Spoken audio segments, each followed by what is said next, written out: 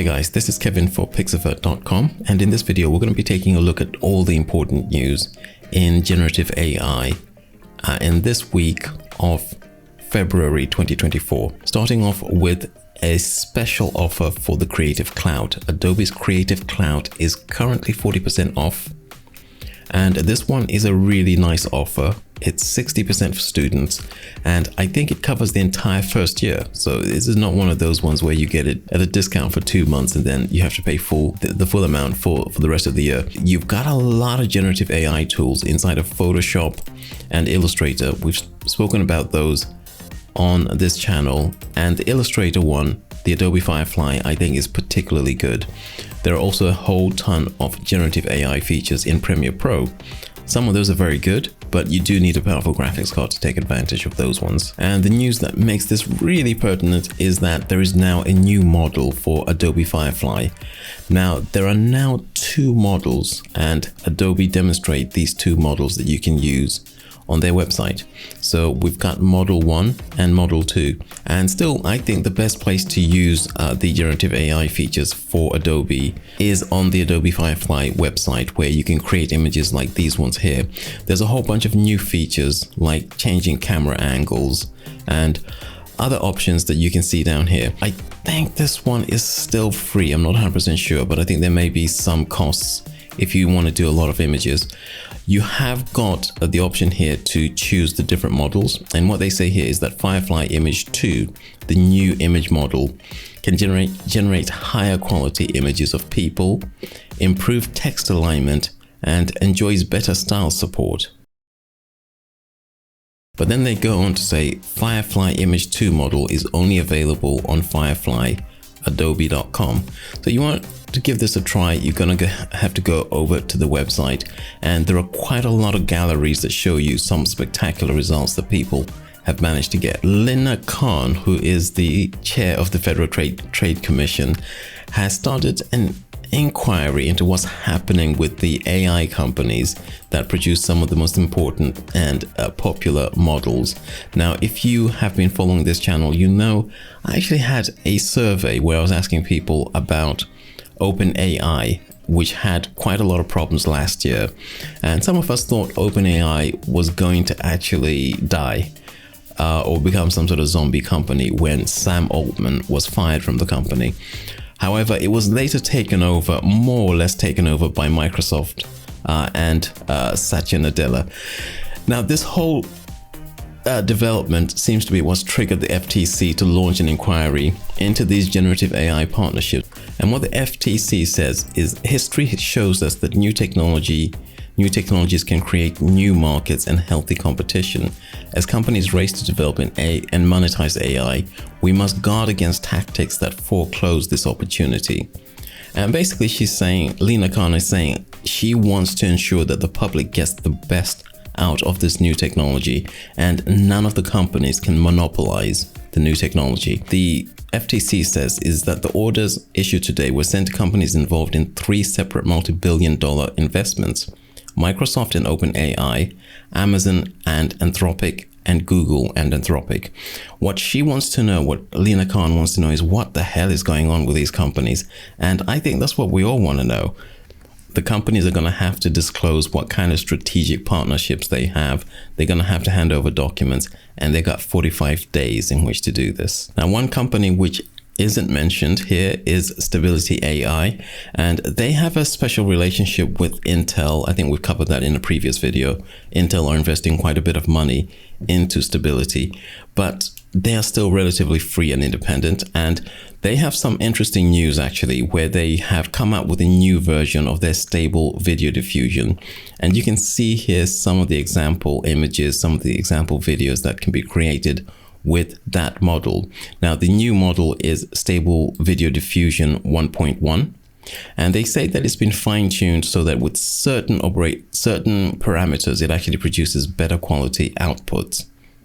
Now, Stability have been gradually developing a membership scheme which allows you to use some of these models commercially. Now, you may remember with Stable Video Diffusion, they initially were not commercial. You could not use them commercially initially, but then With Stable Video Diffusion, they have now got a commercial model that you can use. It's a $20 a month fee. So this is going to be for companies that need to use this type of technology. And it is going to be for companies with less than $1 million in annual revenue or institutional funding. So this is one way in which Stability is trying to finance itself. And I think this is important because if they've got these professional partners, they're going to put a little bit of pressure on the company to produce high quality models. And at the same time, the money that's coming in is going to help to maintain the stability and sustainability of the organization. In a previous video this week, I spoke about Segmoe, which is a new technique in Stable Diffusion developed by a third party, and it's now got its own ComfyUI custom nodes. This is actually a third-party custom node from a Chinese developer that allows you to use the new models. This one here, the Stable Diffusion 1.51, is I think an 8 GB download or something like that. The other ones are huge downloads as well, but they show you what you can do with this kind of combined method for creating models inside of ComfyUI. It's a very bare bones approach, and there's a lot more power that you have actually with Segmoe. The new custom node comes from this developer Joe, and he has quite a lot of ComfyUI custom nodes, and a lot of it is in Chinese, but it's basically a very, very basic implementation of the same technique that you'll find on the official Segmoe page. Now, I did find this new custom node allowed me to work much quicker than using the integrated development environment, which was extremely slow. But it does use exactly the same kind of features as the official Segmoe. So it basically plugs into the pipeline from the official repository, and it has the same advantages and disadvantages, but it doesn't actually pull in all of the features that are available with the official Segmoe. So Segmoe is very powerful, but we have only seen so far in the custom node just a tiny fraction of what it's actually capable of doing. Hugging Face have actually created a blog on GitHub, which explains a little bit more about Segmoe, and specifically the Segmind mixture of experts, but also about the philosophy behind this particular technique. And as you can see here, we've got some of these very bright, very vibrant images. These ones were created by SDXL x4 models. Here we have the SDXL x2 models, and then we have the same models that I was using, which is the Stable Diffusion 1.5. They also have a page from December last year which describes the whole mixture of experts methodology, the history behind it, and it goes into a huge amount of detail if you want to learn about this, the strengths and the weaknesses. So this is pretty interesting, a very interesting development, and hopefully, I don't know, I'm looking forward to seeing something more along these lines. It's a really fascinating idea, and you should be able theoretically to choose whatever models you want from Stable Diffusion, Civet AI models, or Hugging Face models, and just combine them very quickly. And Segmind themselves have a research roadmap for this, and they're saying what they're looking for is extra speed for the Segmoe and optimized memory usage. Memory usage is going to be huge with these particular models because they're literally just combining 4 models, 2 models. They want to add LoRa support for more models, and also support for training. Now, in the field of AI video, Runway held a small competition where they received numbers of entries, hundreds of entries, like this one here, which is called Red Energy. And this one covers a story about someone whose planet is dying, the stars are dying, and it's a short movie, 1.5 minutes, and it's really fascinating using the Runway models for video. Some of these are really fascinating, tiny little stories which tell fascinating, I don't know, it's kind of like dramatic stories about stuff happening that you can only put together using AI. So this one, Red Energy, was one that caught my eye. Another one that really caught my eye is this one here, which is called Come and Get It. And it goes into some really fascinating story about this sort of Freudian galactic story about this sort of crazy empress who dominates over this empire.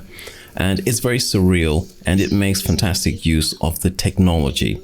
Now, the technology is still fairly new, but with good audio, good storytelling, you can have some really interesting outputs.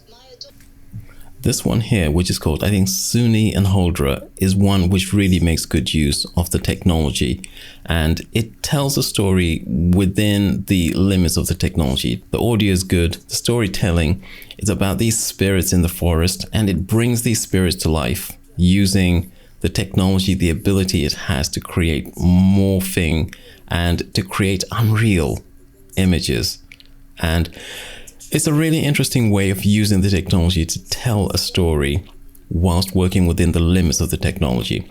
And it's really good to see people putting together ideas in storytelling using the video, but also using very good vocals, very good, very, very good sound as well, which makes everything come together really nicely. Now, as to which is better, Stable Video Diffusion 1.1 or Runway's videos, I think Stable Diffusion might actually have a slight advantage in terms of the image quality. And I've been following some tweets from Emad Mostak, who's the big man over at Stability AI. He's the CEO, and he's been posting these really fascinating little videos, or at least reposting them, which apparently are using Stability AI's Stable Video Diffusion. And you can see some of these are really, really nice quality. Nvidia announced the launch of GeForce RTX 3050 6GB. This is a new card which has got 2GB less than the previous RTX 3050, and it's one which is going to come in under $200. There were rumors about these ones, and I think I might have mentioned this in a previous video, or I might not have, because we weren't sure whether it was definitely coming. And to be honest with you, we're still not 100% sure when it's going to actually hit the shops. If it's going to hit the shops, should be under $200 if it does come, but this might be limited to countries like Russia, India, some of those countries where the market is a little bit different. Who knows? There's very little information coming from Nvidia. The main thing that they're saying here is that the new card is going to have a TGP of 70 watts. Now, you can get 75 watts from the PCIe lane inside of any computer, in any modern computer. And what this means is that you will be able to power this without any additional cables. Just need a decent power supply. It's going to provide all the power that you need. So it should basically be plug and play in practically all computers. I think for someone who's using Stable Diffusion with ComfyUI, with other versions of Stable Diffusion, that 6GB is going to be just enough to get started.